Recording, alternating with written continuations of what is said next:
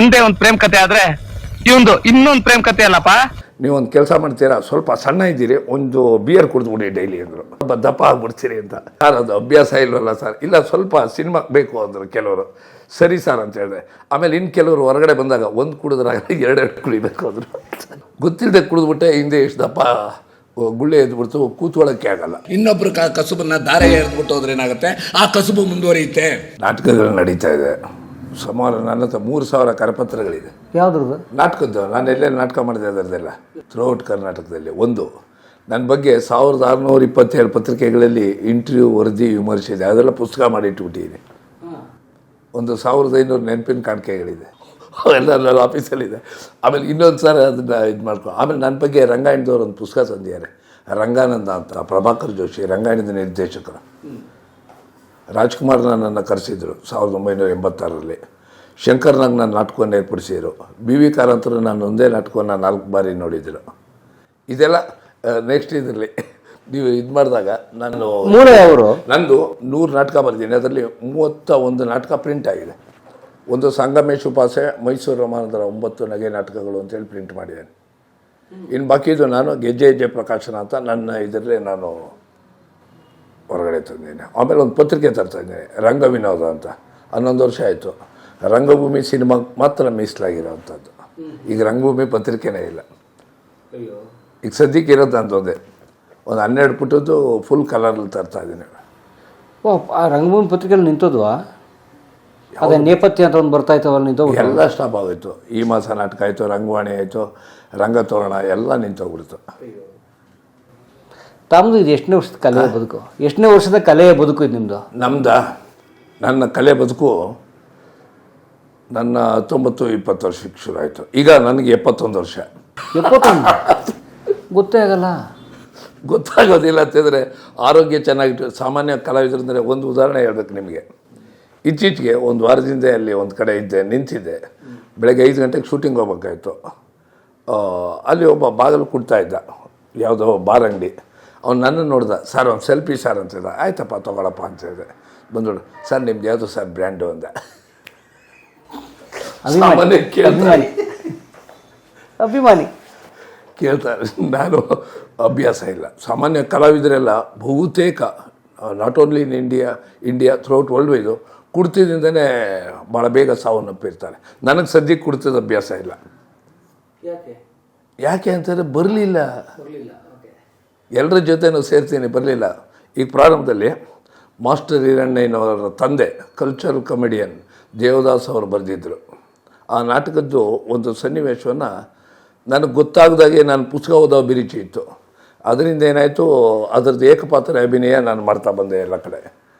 ಹಿಡೀರಿ ಪೊಲೀಸ್ನವ್ರು ಹಿಡಿತಾರಂತೆ. ಪಾಪ ಅವ್ರ ಮನೇಲಿರೋ ಇಲಿ ಹಿಡಿಯೋಕ್ಕಾಗಲ್ಲ, ಇನ್ನು ನನ್ನ ಹಿಡಿತಾರಂತೆ. ಯಾರಾದರೂ ಸತ್ತರೆ ಬೆಂಕಿ ಹಿಡಿಬೇಕಂತೆ. ಈ ಥರದ ಡೈಲಾಗ್ ಹೇಳ್ತಾ ಬಂದೆ. ಆನಂತರ ಏನು ಮಾಡಿದೆ, 70ರ ದಶಕದಲ್ಲಿ ರಂಗಭೂಮಿಗೆ ಬಂದೆ. ಅದೇ ಸಮಯದಲ್ಲಿ ನೀವು ರಂಗಭೂಮಿಗೆ ಬಂದರೆ 55 ವರ್ಷ ಆಗೋಯ್ತು. ಅಲ್ಲಿ ರಂಗಭೂಮಿಗೆ ಸಿನಿಮಾಕ್ಕೆ ಬರೋ ಸಮಯಕ್ಕೆ ಮೈಸೂರಿನಲ್ಲಿ ಶಿವಮ್ಮ ಮಾದಪ್ಪ ಅಂಥೇಳಿ ಅವರು ಜೂನಿಯರ್ ಆರ್ಟಿಸ್ಟ್ಗೆ ಕಲಾವಿದರನ್ನು ಕರ್ಕೊಂಡೋಗೋರು. ಅವ್ರು ನಮಗೆ ಪರಿಚಯ ಇದ್ದರು. ಪರಿಚಯ ಇದ್ದಾಗ ಏನಾಗೋಯ್ತು, ಎಲ್ಲ ಕಡೆ ಬನ್ನಿ ಅಂತ ಹೇಳ್ಬಿಟ್ಟು ಸಿರಿತನಕ್ಕೆ ಸವಾಲು, ಪ್ರತಿಮಾ, ಇನ್ನೂ ಕೆಲವು ಬೇರೆ ಬೇರೆ ಸಿನಿಮಾಗಳಲ್ಲೆಲ್ಲ ಗುಂಪಲ್ಲಿ ನಿಂತ್ಕೊಳ್ಳೋದು. ಇದು ಹತ್ರ ಟಚಿಂಗ್ ಆಯಿತು. ಆನಂತರ ಮನಸ್ಸಾಕ್ಷಿ ಅನ್ನೋದು ಬಹುಶಃ 60ರ ದಶಕ. ಅದು ಸರಿಯಾಗಿ ಇದು ಗೊತ್ತಿಲ್ಲ. ರಾಜ್ಕುಮಾರ್ ನಮ್ಮ ಮನೆ ಹತ್ರ ಶೂಟಿಂಗ್ ನಡೀತಿತ್ತು, ಮನಸ್ಸಾಕ್ಷಿ. ರಾಜ್ಕುಮಾರ್ ಅವ್ರನ್ನ ಹೋಗಿ ಭೇಟಿ ಮಾಡಿದೆ ಅಲ್ಲಿ. ರಾಜ್ಕುಮಾರ್ ಸರ್ ಆ್ಯಕ್ಟ್ ಮಾಡ್ತಾರೆ. ಮನಸ್ಸಾಕ್ಷಿ ಅನ್ನೋ ಸಿನಿಮಾ ಬ್ಲ್ಯಾಕ್ ಆ್ಯಂಡ್ ವೈಟು. ಯಾಕೆ ಹೇಳ್ತೀನಿ ಅಂತ, ಅಲ್ಲಿ ರೈಲು ಬರೋ ಸನ್ನಿವೇಶವನ್ನು ತೆಗಿತೀರಿ. ಈಗ ಗೊತ್ತಾಗುತ್ತೆ ನಮಗೆ, ಅವಾಗ ನಮಗೆ ಗೊತ್ತಾಗ್ತಿರಲಿಲ್ಲ. ಆ ಸಮಯದಲ್ಲಿ ಹೋಗಿ ಮಾತಾಡಿಸಿದ್ದೆ ಅವ್ರನ್ನ. ಆಮೇಲೆ ತುಂಬ ಶೂಟಿಂಗ್ ನೋಡ್ತಿದ್ದೆ. ಧೂಮಕೇತು ಇರ್ಬೋದು, ಲಕ್ಷಾಧೀಶ್ವರ ಆಗಿರ್ಬೋದು, ಇವೆಲ್ಲ ನೋಡ್ತಾಯಿದ್ದೆ. ಆದರೆ ಸಿನಿಮಾದಲ್ಲಿ ಅಭಿನಯಿಸಬೇಕು ಅನ್ನೋ ಆಸೆ ಇತ್ತು, ಆದರೆ ಆಸಕ್ತಿ ಅಷ್ಟಾಗಿರಲಿಲ್ಲ. ನಮ್ಮಂಥವ್ರಿಗೆ ಎಲ್ಲಿ ಸಿಗುತ್ತೆ ಅಂತ. ಆಮೇಲೆ ಏನಾಯಿತು, ನಾನು ನಾಟಕದಲ್ಲೇ ಪೂರ್ಣ ಪ್ರಮಾಣದಲ್ಲಿ ತೊಡಗಿಸ್ಕೊಂಡಿದ್ದರಿಂದ ಹಾಗೆ ಒಂದು ದಿನ ನನಗೆ ಇವರು ಯಾರೋ ನನ್ನ ನಾಟಕವನ್ನು ನೋಡಿದ್ರು. ಯಾರೋ ನಮ್ಮ ಕಂಠೀರವ ಸ್ಟುಡಿಯೋದಲ್ಲಿ. ತುಂಬ ಅಷ್ಟರೊಳಗಡೆ ನಾನು 1000 ನಾಟಕ ಪ್ರದರ್ಶನ ಮಾಡಿದ್ದೆ ಥ್ರೂಔಟು ಕರ್ನಾಟಕವನ್ನು. ಆದರೆ ಒಂದು ದಾಖಲೆ ಅಂತ ಹೇಳಿದ್ರೆ, ಭಾರತದ ರಂಗಭೂಮಿ ಇತಿಹಾಸದಲ್ಲಿ ಇಬ್ಬರು ಕರ್ನಾಟಕ ದರ್ಶನ ಅಂತೇಳಿ ನಾನು ಉದಯ್ ಕುಮಾರ್ ಇಬ್ಬರೇ ಇಡೀ ಕರ್ನಾಟಕದ ಎಲ್ಲ ಭಾಗಗಳಲ್ಲೂ ನಾಟಕ ಮಾಡಿದ್ವು. 288 ಪ್ರದರ್ಶನವನ್ನು ಕೊಟ್ಟು. ಅವಾಗ ನಾನು ನೀನಾಸಂ ಹತ್ರ ಹೋಗಿದ್ದೆ. ಸುಬ್ಬಣ್ಣವರು ನಮ್ಮ ಚಂದ್ರಶೇಖರ್ ಕಂಬಾರಿದ್ರು. ಸರ್ ನಮಸ್ಕಾರ ಸರ್ ಅಂದೆ. ಏನು ಬಂದಿದ್ದು ಅಂದರು. ಮೊದಲು ಕಾಫಿ ಕುಡೀರಿ ಅಂದ್ಬಿಟ್ಟು ಕಾಫಿ ಕುಡಿಸ್ಮಾಡಿ. ಏನಿಲ್ಲ ಸರ್, ನೀವೆಲ್ಲ ತರಬೇತಿ ಕೊಡ್ತೀರಲ್ಲ ಹುಡುಗರು, ಅವ್ರ ಮುಂದೆ ಒಂದು ನಾಟಕ ಪ್ರದರ್ಶನ ಮಾಡೋಣ ಸರ್ ಅಂತ. ಅವರು ಭಾಳ ಸಂತೋಷಪಟ್ಟರು. ಯಾಕೆಂದರೆ ಅಲ್ಲಿ ತರಬೇತಿ ಪಡೆದು ಆಚೆ ಬರೋರಲ್ವ, ನಾವು ತರಬೇತಿ ಇಲ್ವಲ್ಲ, ನಾವು ಎಲ್ಲ ಟ್ರೂಪ್ಗಳಲ್ಲೂ ಮಾಡ್ತಾ ಇದ್ದಂಥವ್ರು. ಅದು ಕೈಲಾಸಂ ನಾಟಕಗಳಾಗಿರ್ಬೋದು, ಶ್ರೀರಂಗರ ನಾಟಕಗಳಾಗಿರ್ಬೋದು, ಆಮೇಲೆ ನಮ್ಮ ಚೋರಾಮಸ್ವಾಮಿ ಅವ್ರ ನಾಟಕಗಳಿರ್ಬೋದು, ಜಾನಪದ ಪ್ರಕಾರ ಎಲ್ಲ ಪ್ರಕಾರಗಳ ನಾಟಕ ಮಾಡ್ತಾ, ಜೊತೆಗೆ ಬೀದಿ ನಾಟಕಗಳು ಪಾತ್ರ ಮಾಡ್ತಾ ಇದ್ದರಿಂದ ಏನಾಗೋಯ್ತು, ನಮಗೆ ಒಂದು ನಂಟು ಬೆಳ್ಕೊಳ್ತು. ಆ ಸಮಯದಲ್ಲಿ ಒಂದು ನಾಟಕ 80ರ ದಶಕದಲ್ಲಿ ಆಟ ಬೊಂಬಾಟ ಅನ್ನೋ ಸಿನಿಮಾದಲ್ಲಿ ಕರೆದಿದ್ದರು. ನಮ್ಮ ಗೌರಿಶಂಕರ್ ಅವ್ರೊಂದು ಪಾತ್ರ ಕೊಡ್ತೀನಿ ಬನ್ನಿ ಅಂತ. ಅವ್ರಿಗೊಂದು ಪುಸ್ತಕವನ್ನು ಪ್ರೆಸೆಂಟೇಷನ್ ಮಾಡಿದ್ದೆ ನಾನು. ಅಮೇರಿಕಾದ ರಾಜಧಾನಿ ವಾಷಿಂಗ್ಟನ್ನಲ್ಲಿ ನನ್ನ ಫ್ರೆಂಡ್ ಅವ್ರ ಅಕ್ಕ ಇದ್ದರು. ಯಾವುದೋ ಒಂದು ಇದ್ರ ಫೋಟೋಗ್ರಫಿ ಬಗ್ಗೆ ಒಂದು $50-60 ಆಗಿನ ಕಾಲದಲ್ಲಿ ಆ ಪುಸ್ತಕವನ್ನು ಅವ್ರಿಗೆ ಕೊಟ್ಟಿದ್ದೆ. MY ಸೂರು ಮೈಸೂರು ರಮಾನಂದ್ ಅಂದ್ಬಿಟ್ಟು ಪ್ರೆಸೆಂಟ್ ಮಾಡಿದ್ದೆ. ಅವರು ನನಗೊಂದು ಒಳ್ಳೆ ಅವಕಾಶವನ್ನು ಕೊಟ್ಟಿದ್ದರು. ಬನ್ನಿ ಅಂತ ಹೇಳಿದ್ರು ಕೆಲವರು. ರಮಾನಂದ್, ನೀವೊಂದು ಕೆಲಸ ಮಾಡ್ತೀರಾ, ಸ್ವಲ್ಪ ಸಣ್ಣ ಇದ್ದೀರಿ, ಒಂದು ಬಿಯರ್ ಕುಡಿದ್ಬಿಡಿ ಡೈಲಿ ಅಂದರು. ಸ್ವಲ್ಪ ದಪ್ಪ ಆಗಿಬಿಡ್ತೀರಿ ಅಂತ. ನಾನು ಸರ್ ಅದು ಅಭ್ಯಾಸ ಇಲ್ವಲ್ಲ ಸರ್. ಇಲ್ಲ, ಸ್ವಲ್ಪ ಸಿನಿಮಾಗೆ ಬೇಕು ಅಂದರು ಕೆಲವರು. ಸರಿ ಸರ್ ಅಂತ ಹೇಳಿದೆ. ಆಮೇಲೆ ಇನ್ನು ಕೆಲವರು ಹೊರಗಡೆ ಬಂದಾಗ ಒಂದು ಕುಡಿದ್ರಾಗಲಿ 2 ಕುಡಿಬೇಕು ಅಂದರು. ಆ ಸಮಯದಲ್ಲಿ ಏನಾಯಿತು, ಗೊತ್ತಿಲ್ಲದೆ ಕುಡಿದ್ಬಿಟ್ಟೆ. ಹಿಂದೆ ಎಷ್ಟು ದಪ್ಪ ಗುಳ್ಳೆ ಎದ್ಬಿಡ್ತು, ಕೂತ್ಕೊಳ್ಳೋಕ್ಕೆ ಆಗಲ್ಲ. ಕುರ ಆಗ್ಬಿಡ್ತು. ಕುರ ಆಗ್ಬಿಡ್ತು ಬ್ಯಾಕಲ್ಲಿ. ಬರೋಕ್ಕಾಗಲಿಲ್ಲ. ಆ ಸಮಯದಲ್ಲಿ ಬಿಟ್ಬಿಟ್ಟೆ ನಾನು. ಅಯ್ಯೋ. ಅವ್ರಿಗೆ ಲ್ಯಾಂಡ್ಲೈನ್ ಫೋನ್ ಇತ್ತಲ್ಲ, ಫೋನ್ ಮಾಡಿದ್ರು, ಸರ್ ಆರೋಗ್ಯದಲ್ಲಿ ಏರುಪೇರಾಗಿದೆ, ನೆಕ್ಸ್ಟ್ ಅಯ್ಯೋ ಒಳ್ಳೆ ಪಾತ್ರ ಇತ್ತಲ್ಲ ರಮಾನಂದವ್ರು, ಬಿಡಿ ಸರ್ ಇನ್ನೊಂದು ಸಾರ್ ಕೊಡೋರಂತೆ ಅಂತೇಳಿ ವಾಸಿ ಆದಮೇಲೆ ಬಂದಾಗ ಕಂಠೀರವ ಸ್ಟುಡಿಯೋಗೆ ಬಂದೆ. ಅಲ್ಲಿ ರಂಗಭೂಮಿ ಸೆಟ್ ಹಾಕಿದ್ರು. ಅನಂತ್ ನಾಗು, ಶಂಕರ್ ನಾಗು, ನಮ್ಮ ಸುಧೀರು, ಮಂದೀಪ್ ರಾಯ್, ಬ್ಯಾಂಕ್ ಜನಾರ್ದನ್, ಡಿಂಗ್ರಿ ನಾಗರಾಜು, ಬಿರಾದಾರರು, ಇಡೀ ಅರಸೀಕೆರೆ ರಾಜು, ಹೀಗೆ ಸಿನಿಮಾದವ್ರು ಎಲ್ಲರೂ ಇದ್ದರು. ಅದರಲ್ಲಿ ಒಂದು ಪಾತ್ರವನ್ನು ಕೊಡ್ತೀವಿ ಅಂದರು. ಸರಿ, ಪಾತ್ರ ಏನು ಅಂತ ನಾವು ಕೇಳೋಂಗಿಲ್ಲ, ಹೊಸಬ್ರಲ್ವ. ಸರಿ ಗೌರಿಶಂಕರ್ ಒಳ್ಳೆ ಇದು ಕೊಡ್ತೀನಿ ಅಂದರು. ಆದರೆ ಮೊದಲಿನ ಪಾತ್ರ ಕೊಡೋಕ್ಕಾಗಲ್ಲ, ಚಿಕ್ಕ ಪಾತ್ರ ಇದೆ ಮಾಡಿ ಅಂದರು. ಸರಿ ಮಾಡೋಣ ಅಂತೆ. ಜೋರಾಗಿ ಮಳೆ ಬಂದುಬಿಡ್ತು, ಅಸಾಧ್ಯವಾದ ಮಳೆ. ರಂಗಭೂಮಿ ಸೆಟ್ಟು ಜೂನಿಯರ್ಸ್ ಇದ್ದಾರೆ ಒಂದು 500 ಜನ. ನಾನು ಹೋಗಿದ್ದೆ ಗೌರಿಶಂಕರ್ಗೆ, ಸರ್ ಒಂದು ನಾಟಕ ಮಾಡ್ಬೋದಲ್ಲ ಸರ್ ಇಲ್ಲಿ ಅಂದೆ. ಏನು ಮಾಡ್ತೀರಿ ಅಂದರು. ಸರ್ ಆಂಟನ್ ಚೆಕಾಫ್ದು ಒಂದು ನಾಯಿ ಅಂತಿದೆ, ರಷ್ಯನ್ ರೈಟರ್ದು, ಅದನ್ನು ಮಾಡಿದ್ರೆ ಬಹುಶಃ ಇಲ್ಲಿ ಇರೋರ್ಗೆ ಒಂದು ಎಂಟರ್ಟೈನ್ಮೆಂಟ್ ಆಗುತ್ತೆ. ಶಂಕರ್ ನಾಗ್ ಕೇಳಿ ಅಂದರು. ಶಂಕರ್ ನಾಗ್ ನಾಟಕದವರ ನೀವು ಮಾಡ್ತೀರಾ? ಅವರೇ ಅನೌನ್ಸ್ ಮಾಡಿಬಿಟ್ರು, ನಾಟಕಕ್ಕೆ ಅವಕಾಶ ಕೊಟ್ಟರು. ಒಂದು ನಾಟಕವನ್ನು ಮಾಡಿದೆ. ಸುಮಾರು ಹೆಚ್ಚು ಕಡಿಮೆ ಒಂದು 45 ನಿಮಿಷ ನಾಟಕ ಮಾಡಿದೆ. ಜೋರಾಗಿ ಚಪ್ಪಾಳೆ ತಟ್ಟಿ ಎಲ್ಲರೂ ಸ್ವಾಗತ ಮಾಡಿದ್ರು. One man show. ಅಲ್ಲಿ without mic. One man show. Anton Chekhov ನಾಯಿ. ಅಲ್ಲೇನಾಯಿತು, ನಿಂತ ನೆಲವನ್ನು ರಂಗಭೂಮಿಯನ್ನು ಪರಿವರ್ತಿಸ್ಕೊಂಡು ಮಾಡಿದ್ವು. ಮಳೆ ಜೋರಾಗಿ ಗುರ್ರಂತ ಅಂತ ಸುರಿತಾನೆ ಇದೆ. ಮತ್ತೆ ಶಂಕರ್ ನಾಗ್ ಹತ್ರ ಹೋದೆ. ಅವರಂತ ಹೆವಿ ಕ್ರಿಯೇಟಿವಿಟಿ ಮ್ಯಾನ್ ಅಲ್ವಾ. ಸರ್ ಮಳೆ ಬರ್ತಾ ಇದೆಯಲ್ಲ, ಇನ್ನೊಂದಿದೆ ಸರ್, ನಾವೀಗ ತಿರುಗಾಟಕ್ಕೆ ಹೋಗಿದ್ವಿ ಸರ್, 5 ನಾಟಕ ತೊಗೊಂಡೋಗಿದ್ವಿ ಸರ್, ಕಳ್ಬಟ್ಟಿ, 11ನೇ ಅವತಾರ, ಹೀಗೆ 11ನೇ ಅವತಾರ ಅಥವಾ ನಾನಿನ್ನೂ ಸತ್ತಿಲ್ಲ ಮಾಡ್ತೀವಿ. ನಾನಿನ್ನೂ ಸತ್ತಿಲ್ಲ, ನಿಮ್ಮ ಚೆನ್ನಾಗಿದೆಯಲ್ಲ ಮಾಡಿ ಅಂದರು. ನಾನಿನ್ನೂ ಸತ್ತಿಲ್ಲ ಅಂದ್ರೇನು, ಅದು ಲಂಕೇಶ್ ಪತ್ರಿಕೆಯಲ್ಲಿ ಒಂದು ವರದಿ ಬಂದಿತ್ತು. ಲಂಕೇಶರ ಸಮಕ್ಷಮದಲ್ಲೂ ಮಾಡಿದ್ದೆ. 20,000 ಜನ ಮೈಸೂರಲ್ಲಿ ನೋಡಿದ್ರು. ದೇವನೂರು ಮಹಾದೇವ ಅವರು ಇವರು ಇಡೀ ಎಲ್ಲ ಬಳಗುವೆ ನೋಡಿತ್ತು. ಲಂಕೇಶರು ನೋಡಿದರು. ಆ ನಾಟಕವನ್ನು ಅಲ್ಲಿ ಮತ್ತೆ ಮಾಡಿದ್ವು. ನಾಟಕವನ್ನು ನೋಡಿದ್ರು, ಖುಷಿಯಾಗೋಯ್ತು. ಅನಂತ್ ನಾಗು ನೆಲದಲ್ಲಿ ಕೂತಿರೋ ಕರೆದು ಮಾತಾಡ್ಸೋರು. ಆಮೇಲೆ ಶಂಕರ್ ನಾಗು ಚೆನ್ನಾಗಿ ಮಾಡ್ತೀರಿ ಅಂತ ಹೇಳಿದ್ರು. ಅವಾಗ ಸಾಂಗನ್ ಶೂಟಿಂಗಲ್ಲಿ ಮಾಡಿದೆ. ಅದು ಶೂಟಿಂಗ್ ನಡೀತಾ ಇದ್ದಾಗೆ ಅದರಲ್ಲಿ ಡೈಲಾಗ್ ಇಲ್ಲ, ಆಟ ಬೊಂಬಾಟ. ಕಂಠೀರವ ಸ್ಟುಡಿಯೋದಲ್ಲಿ. ಅದೇ ಅಲ್ಲಿಂದ ಮುಗಿಸ್ಕೊಂಡು ಮೈಸೂರಿಗೆ ಹೋದೆ. ಒಂದು 2-3 ದಿನ ಬೆಂಗಳೂರಿನಲ್ಲಿದ್ದು. ಹೋದಾಗ ಲಲಿತ್ ಮಹಲಲ್ಲಿ ಶೂಟಿಂಗ್ ನಡೀತಾ ಇತ್ತು. ಯಾವುದೋ ಕೆಂಪು ಗುಲಾಬಿ. ಜಗ್ಗೇಶು, ರಮೇಶ್ ಅರವಿಂದು ಮತ್ತು ವೆಂಕಟೇಶು ಇವರೆಲ್ಲ ಇದ್ದರು. ಅಲ್ಲಿ ರಮೇಶ್ ಅವರು ನನ್ನ ನಾಟಕ ನೋಡಿದ್ರಲ್ಲ, ಅವರು ನನ್ನನ್ನು ರಮಾನ ಏನಿಲ್ಲಿ ಅಂದರು. ಸರ್ ಬಂದೆ ಸರ್, ಶೂಟಿಂಗ್ ನಡೀತಾ ಇದೆಯಲ್ಲ, ಬನ್ನಿ ಇಲ್ಲಿ ಅಂದ್ಬಿಟ್ಟು ವಿಜಯ್ ರೆಡ್ಡಿ ಹತ್ರ ಕರ್ಕೊಂಡೋದ್ರು. ಸರ್ ನಮಸ್ಕಾರ ಸರ್, ಇದೇ ಮಾತು ಹೇಳಿದ್ರು ಅವರು. ಸರ್ ಭಾಳ ಚೆನ್ನಾಗಿ ಮಾಡ್ತಾನೆ ಸರ್ ಈ ಹುಡುಗ, ಸಣ್ಣಕ್ಕಿದ್ದ ಚೂರು ಕಟ್ಟಾಗ್ತಿದ್ದಲ್ಲ, ಒಂದು ಅವಕಾಶ ಕೊಡಿ. ಅವಕಾಶ ಇದರಲ್ಲಿ ಒಂದೇ ಒಂದು ಡೈಲಾಗ್ ಇರೋದು, ಅದು ಧೀರೇಂದ್ರ ಗೋಪಾಲ್ ಜೊತೆ ಇದೆ. ಸರ್ ಸಾಕು ಸರ್, ಒಂದು ಡೈಲಾಗ್ ಸರ್, ಸರಿಗಮ ವಿಜಿತ ಕೊಟ್ಟರು ಡೈಲಾಗ್ ಹೇಳಿದೆ.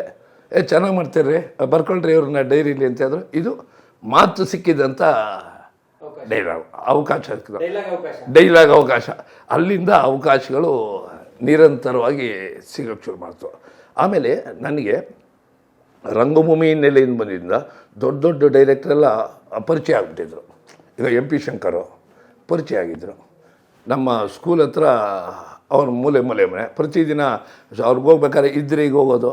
ಆವಾಗ ಕಾಡಿನ ರಹಸ್ಯ ಇವೆಲ್ಲ ಶೂಟಿಂಗು ಇದೆಲ್ಲ ಇತ್ತು. ಸರ್ ನಮಸ್ಕಾರದ, ಬಾಪ ಕೂತ್ಕೋ, ಶಾಂತ ರಮಾನಂದ್ ಬಂದಿಯೇನೆ ಒಂದು ಹಾಲು ಕೊಡೋನವರು, ಅರ್ಧ ಲೀಟ್ರ್ ಹಾಲಿರೋದು, ಬಾದಾಮಿ ಹಾಲು ಅವ್ರು ಕೊಡೋದು, ಘಟ ಅಂತ ಕುಡಿದ್ಬಿಟ್ಟು ಹೋಗ್ತಾಯಿದ್ದೆ. ಹ್ಞೂ, ಆ ರೀತಿ ಕೊಡ್ತಿದ್ರು ಅವರು. ನಿಮ್ಗೆ ಒಳ್ಳೆ ಅವಕಾಶ ಕೊಡ್ತೀನಿ ನಿಮಗೆ ರಮಾನಂದ್, ಸಣ್ಣ ಪುಟ್ಟ ಅವಕಾಶ. ಸರ್ ಅದಾಯಿತು, ಬೇರೆ ಬೇರೆ ಸಿನಿಮಾಗಳಲ್ಲೆಲ್ಲ ಮಾಡಿದೆ. ರಂಜಿತಾ ಬಂತು, ದೊಡ್ಡ ಅವಕಾಶ ಬಂತು. ರಂಜಿತಾ ಅದರಲ್ಲಿ ಇಡೀ ಕರ್ನಾಟಕದಾದ್ಯಂತ ಶತದಿನೋತ್ಸವ ಆಚರಿಸ್ತು. ಏನಿದ್ದರೇನು ಹೆಣ್ಣಾದ ಬಳಿಕ ಆಸಂಗ್ತಾನೆ ಮಾವ ಅಭಿಜಿತ್ ಅವರ ತಂದೆ, ಶ್ರುತಿ ನನ್ನ ಸೊಸೆ. ಈ ಮೈಸೂರಿನಲ್ಲಿ ಒಂದು ವಿಶೇಷ ಅಂದರೆ ಗಣೇಶ ಥಿಯೇಟ್ರ್ ಅಂತ, ಅಲ್ಲಿ ಬರೀ ಇಂಗ್ಲೀಷ್ ಸಿನಿಮಾನೇ ಆಗ್ತಾಯಿದ್ದು. ಅಲ್ಲಿ 100 ಡೇಸ್ ಹೋಯ್ತು ಸಿನಿಮಾ. ಆ ಸಮಯದಲ್ಲಿ ಏನಾಗೋಯ್ತು, ನನಗೆ ಎಂ ಪಿ ಶಂಕರ್ ಮನೆಗೆ ಹೋದೆ. ಅವಾಗ ಅವರು ಯಾವುದು ಮೃಗಾಲಯ ಅಂತ ಶೂಟಿಂಗ್ ತೆಗಿತಿದ್ರು. ಮನೆ ಚೇಂಜ್ ಮಾಡಿಬಿಟ್ಟಿದ್ರು. ಮೈಸೂರಲ್ಲಿ ಲಕ್ಷ್ಮೀ ಟಾಕೀಸ್ ಹತ್ರ ಇದ್ದಿದ್ದು ಮನೆ, ಆ ಕಡೆ ದೊಡ್ಡ ಮನೇಲಿ ಹೋಗಿದ್ರು, ಪಂಚವಟಿ ಅಂತೇಳಿ. ಅಲ್ಲೋದೆ. ಸರ್ ನಮಸ್ಕಾರ.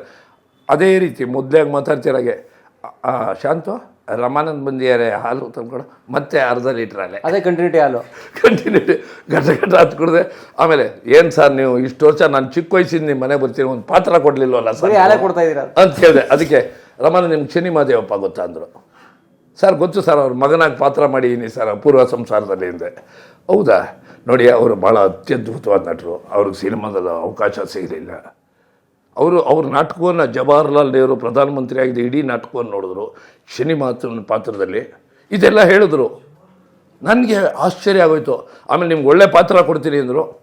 ಹೇಳ್ತಿದ್ರು, ಸಿಕ್ಕಿದಾಗ ತುಂಬ ಚೆನ್ನಾಗಿ ಮಾಡ್ತಿರೋ, ಆದರೆ ಯಾರನ್ನು ಬಿಟ್ಟಿಲ್ಲ ಸಾವು, ಕರೆ ಬಂದಾಗ ಹೋಗಬೇಕು ನಾವು ನೀವು ಹೊರಟೋಗ್ಬಿಟ್ಟು ಇರಲಿ. ಆಮೇಲೆ ಹೀಗೆ ಸಿನಿಮಾದಲ್ಲಿ ಸಣ್ಣ ಪುಟ್ಟ ಪಾತ್ರಗಳನ್ನ ಮಾಡ್ತಾ 350 ಸಿನಿಮಾಗಳಲ್ಲಿ ಅಭಿನಯಿಸಿದೆ. 350 ಪಿಕ್ಚರ್ ಮಾಡಿದ್ದೀರಾ? ಹ್ಞೂ. ಅದರಲ್ಲೂ ಈ 400 ಫೀಟ್ ಇದು ಶಾಟ್ ಒಂದೇ ನೆಗೆಟಿವ್ರಲ್ಲೂ ಆ್ಯಕ್ಟ್ ಮಾಡಿದ್ದೆ. ನಮ್ಮ ಗಣೇಶನ ಗಲಾಟೆಯಲ್ಲಿ ಒಂದೇ ಶಾಟು, ನಾನು ಮೂಗ್ ಸುರೇಶ 400 ಫೀಟ್ ಒಂದೇ ಟೇಕಲ್ಲಿ. ಗಣೇಶನ ಗಲಾಟೆ ಪಂಡಿತಾಂಶ ಪಿಕ್ಚರು ಅಲ್ಲ, ಇದು ಗಣೇಶನ ಗಲಾಟೆ ಅನ್ನೋ ಸಿನಿಮಾದಲ್ಲಿ ಅದರಲ್ಲಿ ಮಾಡಿದ್ದೆ. ಆಮೇಲೆ ಪಾತ್ರಗಳು ನಡೀತಿದ್ದಾಗ ಏನಾಗೋಯ್ತು, ನಮ್ಮ ಹರಿವರಾಸನಮ್ಮವರು ನಾರಾಯಣ ಗುರು ದರ್ಶನ ಅನ್ನೋ ಇದರಲ್ಲಿ ಭೇಟಿಯಾದರು. ಎಲ್ಲಿ? ಕುಂದಾಪುರದಲ್ಲಿ. ಇವರು ಸಹಾಯಕ ನಿರ್ದೇಶಕರಾಗಿದ್ದರು. ಭಾಳ ಚೆನ್ನಾಗಿ ತುಂಬ ಆ್ಯಕ್ಟಿವ್ ಆಗಿ ಓಡಾಡ್ತಾ ಇದ್ದಾಗ ನನಗದ್ರಲ್ಲಿ ಒಂದು ಸೀನು, ನಾನು ಬಿರಾದಾರವರು ಬ್ಯಾಂಕ್ ಜನಾರ್ದನ ತೊಪ್ಪೆಯಲ್ಲಿ ಸ್ನಾನ ಮಾಡಬೇಕು. ಸರ್ ಕಲಾವಿದರಾದಮೇಲೆ ತೊಪ್ಪೆ ಆದರೆ ಏನು ಸರ್, ನೀವು ಅದರಲ್ಲಿ ಭಾಳ ಬ್ಯಾಕ್ಟೀರಿಯಾಸು ಇದೆ. ನಮ್ಮ ಮನೆ ಅಂಗಳದಲ್ಲೂ ಹೋಗ್ತಾಯಿದ್ರು ಹಿಂದೆ, ಈಗ ಬಿಡಿ ಅದನ್ನೆಲ್ಲ ಬೇರೆ ಥರದಲ್ಲಿ ನೋಡ್ತಾರೆ. ಓಕೆ ಸರ್ ಅಂತ ಹೇಳಿದೆ, ಮಾಡಿದೆ. ಅವತ್ತಿಂದ ಪರಿಚಯ ಆಯಿತು. ಅನ್ಎಕ್ಸ್ಪೆಕ್ಟೆಡಾಗಿ ನಮ್ಮ ಈಗ ಒಂದು 3 ವರ್ಷದಿಂದ ನಮ್ಮ ಆಫೀಸ್ ಕಡೆ ಹೋಗ್ತಾಯಿದ್ರು. ರಮಾನಂದ್ ಹೇಗಿದ್ದೀರಿ ಅಂದರು. ಚೆನ್ನಾಗಿದ್ದೀನಿ. ಬಂದರು, ಕೂತ್ಕೊಂಡ್ರು, ನೋಡಿದ್ರು, ನನ್ನದು ಪತ್ರಿಕೆಯಲ್ಲಿ ಬಂದಿದ್ದು ನೋಡಿದ್ರು, ಈ ಒಳಗಡೆ ನೆನಪಿನ ಕಾಣಿಕೆ ಎಲ್ಲ ನೋಡಿದ್ರು. ಆಮೇಲೆ ಕೂತ್ಕೊಂಡು ಪರಿಚಯ ಚೆನ್ನಾಗಿತ್ತಲ್ಲ. ಆಮೇಲೆ ಒಂದು ಕಥೆ ಹೇಳಿದ್ರು, ತುಂಬ ಚೆನ್ನಾಗಿದೆ ಸರ್ ಅಂತಿದೆ. ನನಗೇನು ಗೊತ್ತು ಈ ರೀತಿ ಪಾತ್ರ ಕೊಡ್ತಾರೆ ಅಂತ. ನನಗೆಲ್ಲ ಕಾಮಿಡಿ ಪಾತ್ರಗಳನ್ನೇ ಕೊಡ್ತಾಯಿದ್ವಲ್ಲ. ಸರಿ ಸರ್ ಅಂತೆ. ಇದಾಯಿತು. ಶೂಟಿಂಗ್ ಕಮೆಂಟ್ಸ್ ಆಗೋಕ್ಕೆ ಬಂತು. ಈ ಪಾತ್ರ ನಿಮ್ಮದು. ಆಶ್ಚರ್ಯ ಆಗ್ಬಿಟ್ಟೆ ನಾನು. ದೊಡ್ಡ ನಟರು ಅಭಿನಯಿಸುವಂಥ ಪಾತ್ರ, ಆಮೇಲೆ ಪ್ರಬುದ್ಧವಾದ ಪಾತ್ರ, ಆಮೇಲೆ ಭಾಳ ಈ ಸೆಂಟಿಮೆಂಟಲ್ ಪಾತ್ರ, ಕಾಮಿಡಿ ಟಚ್ ಇಲ್ಲ. ಅದರಲ್ಲಿ ಮೊದಲನೇ ಸೀನಿಂದ ಕೊನೆಯ ತನಕನೂ ಫಸ್ಟ್ ಶಾರ್ಟಲ್ಲೇ ನಾನು ಬರ್ತೀನಿ, ಮೀಸೆ ಕಟ್ ಮಾಡ್ತಾ ಇರ್ತೀನಿ, ಕ್ಲೋಸಪ್ಪಲ್ಲಿ ಈಗ ಬರುತ್ತೆ. ನಾನು ಆಶ್ಚರ್ಯ ಆಗೋದೆ. ಮಗ್ಗಿ ಪುಸ್ತಕದಲ್ಲಿ ಇಂಥ ಅವಕಾಶ ಕೊಡ್ತಾ ಇದ್ದಾರೆ ಡೈರೆಕ್ಟ್ರದ. ಮಗ್ಗಿ ಪುಸ್ತಕ ಅಂದ್ರೇನು? ಎಲ್ಲರ ಬಾಳ್ನಲ್ಲೂ ಇರುತ್ತೆ. ಮಗ್ಗಿ ಪುಸ್ತಕ ಓದ್ಕೊಂಡೇ ನಾವು ಬರಬೇಕು, ಲೆಕ್ಕಾಚಾರದಲ್ಲಿ ಬದುಕಬೇಕು. ನಾವು ಇತಿಮಿತಿಯಲ್ಲಿ ನಮ್ಮ ಬದುಕಲ್ಲಿ ಕಾಣ್ತಾ ಇದ್ದೀವಿ, ಬದುಕನ್ನು ನೋಡ್ತಾ ಇದ್ವಿ. ಆ ಸಮಯದಲ್ಲಿ ಕತೆ ಚಿತ್ರೀಕರಣ ಶುರು ಆಯಿತು. ಶುರು ಆಗ್ತಾ ನನ್ನ ಪಾತ್ರದ ಒಂದು ವಿಶೇಷತೆ ನೋಡಿ ನನಗೆ ಗಾಬರಿ ಆಗೋಯ್ತು. ದೊಡ್ಡ ದೊಡ್ಡ ಕಲಾವಿದರು ಮಾಡುವಂಥ ಪಾತ್ರ ನನಗೆ ಕೊಟ್ಬಿಟ್ಟಿಯಾರಲ್ಲ ಅಂತ. ಆಮೇಲೆ ಕಾದಂಬರಿ ಆಧಾರಿತ ಚಿತ್ರ ಇದು. ಇಲ್ಲಿ ಕಾದಂಬರಿ ಅನ್ನೋದಿದೆ, ಬೆನ್ನುಡಿಯನ್ನು ಬರೆದಿದೆ. ನೋಡಿದಾಗ ಪಾತ್ರ ತುಂಬ ಅದ್ಭುತವಾಗಿತ್ತು. ನಾನು ನಟಿಸ್ತಾ ಹೋದೆ. ಸಿನಿಮಾ ಮುಖ್ಯವಾಗಿ ಈ ಹಿಂದೆ ಯಾಕೆ ಸಿನಿಮಾ ಗೆಲ್ತಿತ್ತು ಅಂತಂದರೆ, ಹಿಂದಿನ ಸಿನಿಮಾಗಳಲ್ಲಿ ಬಡ್ಜೆಟ್ ಇರಲಿಲ್ಲ, ಸಬ್ಜೆಕ್ಟ್ ಇರ್ತಿತ್ತು. ಆದರೆ ಈ ಇದರಲ್ಲಿ ಹೌದು, ಈಗ ಈ ಮಗ್ಗಿ ಪುಸ್ತಕದಲ್ಲಿ ಏನಾಗಿದೆ, ಸಬ್ಜೆಕ್ಟೂ ಇದೆ, ಬಡ್ಜೆಟು ದೊಡ್ಡ ಪ್ರಮಾಣದಲ್ಲಿದೆ, ಸಬ್ಜೆಕ್ಟು ದೊಡ್ಡ ಪ್ರಮಾಣದಲ್ಲಿದೆ, ಕಂಟೆಂಟ್ ಓರಿಯೆಂಟೆಡ್, ಜೊತೆಗೆ ನಮ್ಮ ಮನೆ ಮಂದಿಯೆಲ್ಲ ಕುಳಿತು ನೋಡುವಂಥ ಕೌಟುಂಬಿಕವಾದ ಚಿತ್ರ. ಆನ್ಲೈನ್ ಇವತ್ತು ಎಲ್ರಿಗೂ ಅವಶ್ಯಕತೆ ಇದೆ, ಬೇಕೇ ಬೇಕು.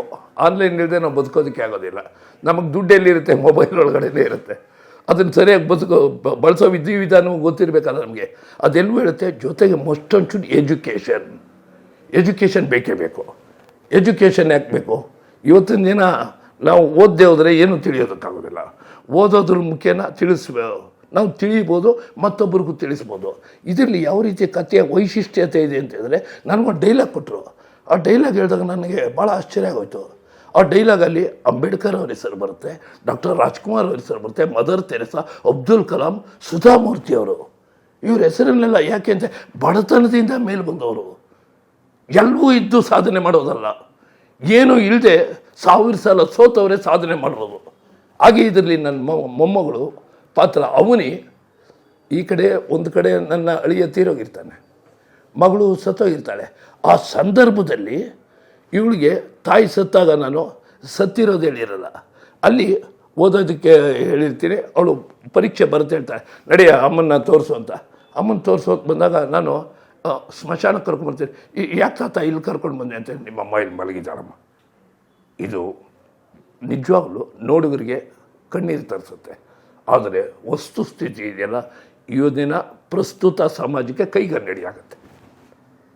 ಅದಕ್ಕೆ ನನ್ನ ಪ್ರಕಾರ ಏನಂತಂದರೆ, ಚಿತ್ರ ಗೆಲ್ಲಬೇಕಾದ್ರೆ ಈ ಚಿತ್ರ ನನ್ನ ಅನಿಸಿಕೆ ಪ್ರಕಾರ ಇದರಲ್ಲಿ ನೋಡಿ, ಅಯ್ಯೋ ನನಗೂ ಹೊಡೆದೇ ಬಿಟ್ಟ ನಮ್ಮ ಮಹೇಶು, ಗೋಲ್ಡನ್ ಸ್ಟಾರ್ ಗಣೇಶ ಅವ್ರ ತಮ್ಮ. ಹೊಡೆದ ತಕ್ಷಣ ಏಟೇ ಬಿದ್ದುಬಿಡ್ತು. ಬೆಂಕಿ ಇಟ್ಕೊಂಡು ಏಟು ಹೊಡೆದಾಗ ಸುಮಾರು 1 ವಾರ ಸುಧಾರಿಸ್ಕೊಂಡೆ. ಬೆಂಕಿಯಲ್ಲಿ ಹೊಡೆಯುವಂಥ ಸಂದರ್ಭ ಬಂದುಬಿಟ್ಟಿತ್ತು. ಬಂದಾಗ ಯಾಕೆ ಅಂತ ಹೇಳಿದ್ರೆ, ಅದು ಯಾಕೆ ಏನು ಅನ್ನೋದು ಕುತೂಹಲವನ್ನು ಮೂಡಿಸುತ್ತೆ ಸಿನಿಮಾ. ಮುಂದೇನಾಗುತ್ತೆ ಘಟನೆಗಳು ಅನ್ನೋದನ್ನು ಪ್ರೇಕ್ಷಕರು ಗಮನಿಸ್ತಾ ಇರ್ತಾರೆ. ಇದೆಲ್ಲ ಭಾಳ ಮುಖ್ಯವಾಗಿದೆ ಸಿನಿಮಾದಲ್ಲಿ.